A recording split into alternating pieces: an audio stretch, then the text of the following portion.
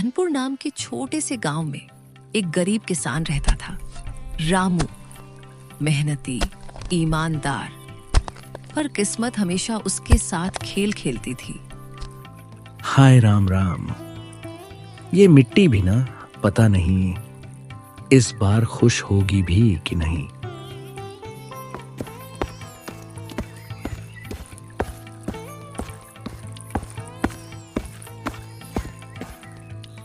रामू, थोड़ी देर आराम कर लो। चेहरा देखो कैसा उतर गया है। कुछ नहीं गौरी, बस सोच रहा हूं कि कर्ज कैसे उतरेगा।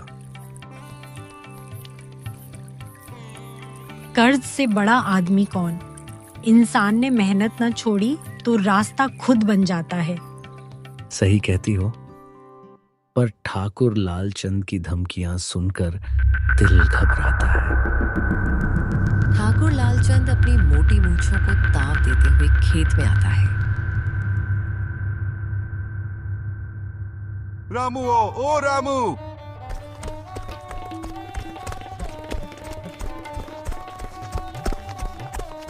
जी ठाकुर साहब। कर्ज की तारीख याद है ना? अगले महीने तक। अगर इस बार भी पैसे नहीं दिए तो खेत मेरा।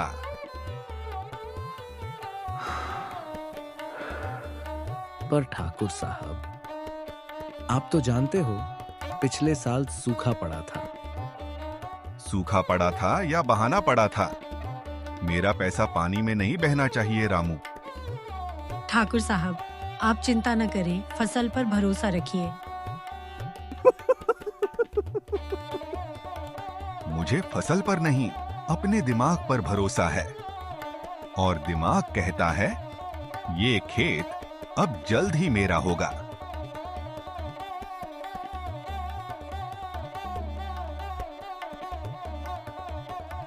एक दिन ऐसा आएगा कि ये आदमी हमारी मेहनत पर हंस नहीं सकेगा।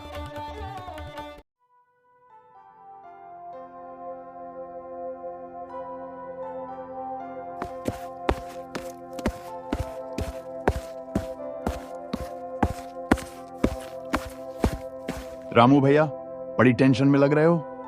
अरे क्या बताऊं भाई, फसल का डर और ठाकुर की धमकी दोनों लगी रहती हैं।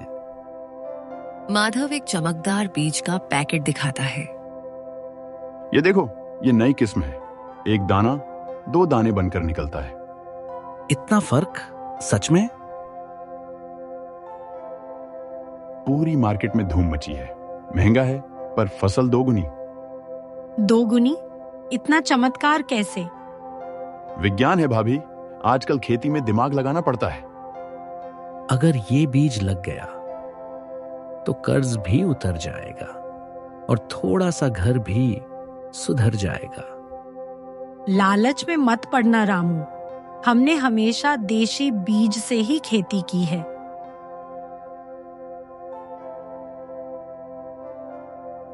बाबा, आप परेशान हो क्या? नहीं बेटा, बस सोच रहा हूं कि खेत में क्या बोऊं। रामू, अगर तुमने गलत बीज बो दिए तो हम सब डूब जाएंगे। अब फैसला सोच समझ कर करना। गौरी, मैं ये कर्ज की जंजीर तोड़ना चाहता हूं। ये नया बीज शायद हमारी जीत बन जाए।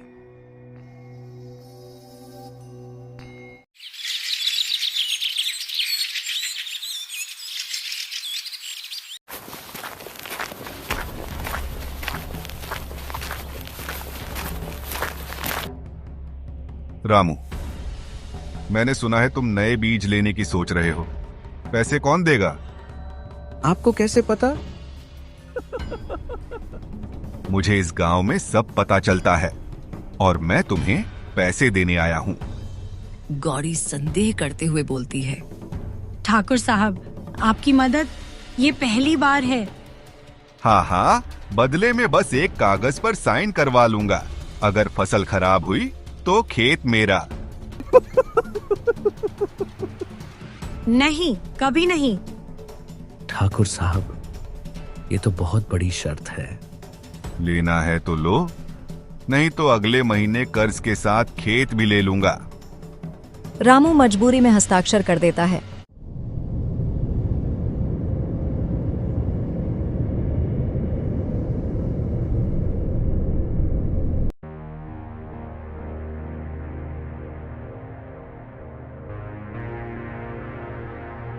हे भगवान, ये क्या हो गया?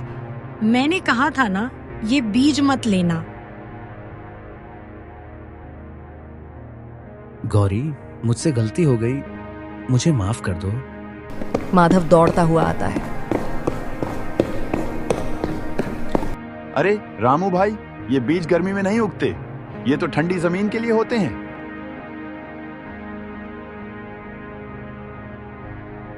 माधव, तुमने पहले क्यों नहीं बताया? तुमने पूछा ही नहीं भाई। लालच में आदमी सुनना बंद कर देता है। मैंने कहा था ना रामू, लालच की कोई दवा नहीं होती। ठाकुर साहब, थोड़ा समय और दे दीजिए। 1 महीना है, अगर जमीन हरियाली नहीं दिखी तो खेत मेरा।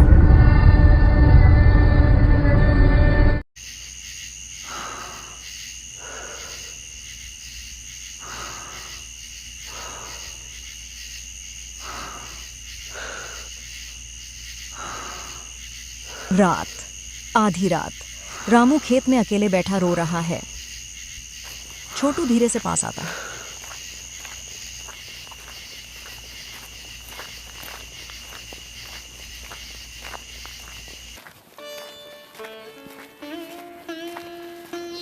बाबा, मैं बड़ा होकर खेती करूंगा, हम सब मिलकर फिर से खड़े हो जाएंगे। रामू बच्चे को कसकर गले लगा लेता है। तभी माधव आता है, अपने कंधे पर बोरी लिए हुए।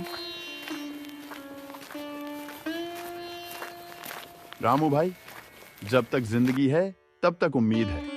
लो, मेरे पुराने देशी बीज, इन्हें उगाने में तुम उस्ताद हो। भाई, क्या ये सच में उगेंगे? अगर मेहनत सच्ची हो तो पत्थर में भी उगेंगे। मैं फिर से कोशिश करूंगा, इस बार दिल से, बिना लालच के। हम सब एक साथ हैं रामू।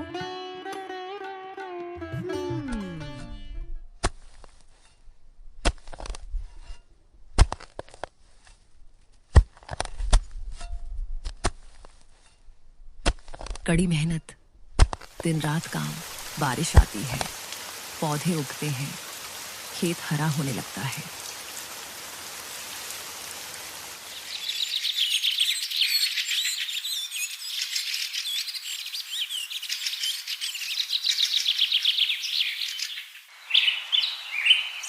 बाबा, बाबा, देखो, पौधे बड़े हो रहे हैं। हाँ बेटा, मेहनत की फसल उग रही है।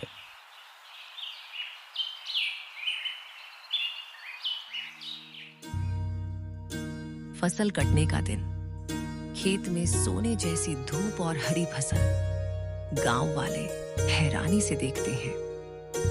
अरे ये कैसे हो गया? ये तो चमत्कार है।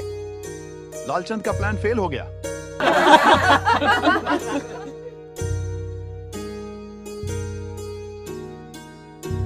रामू, ये सब जादू है। तूने मुझे धोखा दिया है।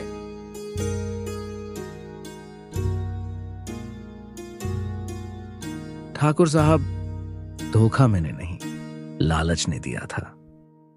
और लालच हमेशा हारता है। रामू ने उस दिन समझ लिया कि फसल जमीन से नहीं, किसान के दिल से उगती है। लालच का रास्ता हमेशा छोटा होता है और लालच की फसल हमेशा बंजर।